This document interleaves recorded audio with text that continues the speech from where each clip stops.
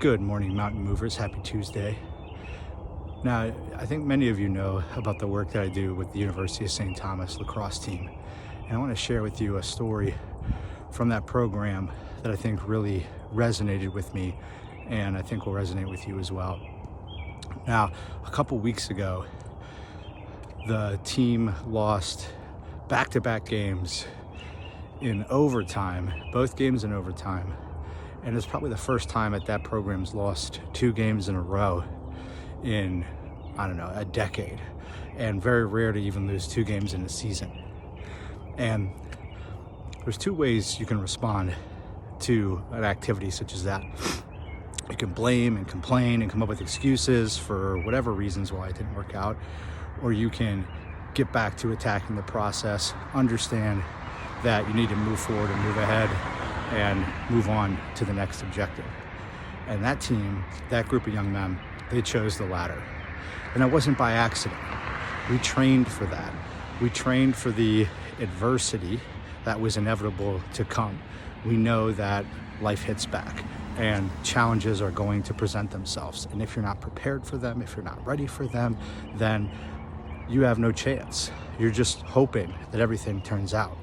Like Mike Tyson said, everyone's got a plan till they get punched in the face. I add on to that, unless you're planning to get punched in the face. So what does this team do? They attack the process. They get back to basics and focus on fundamentals.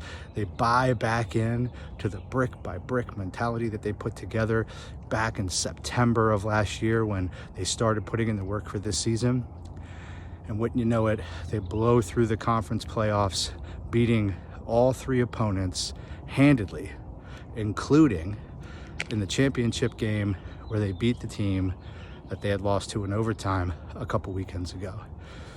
They stamped their ticket to the national championship tournament for the 19th straight year.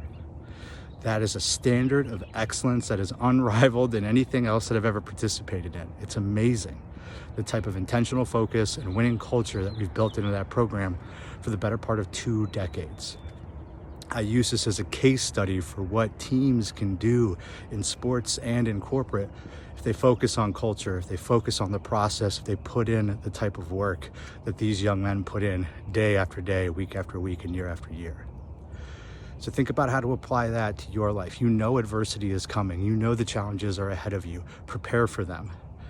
Work on how you're going to attack that process day in and day out. Don't focus on the outcome, focus on the process, attacking the process, the mission day in and day out. We're in this fight together. Let's go do great things.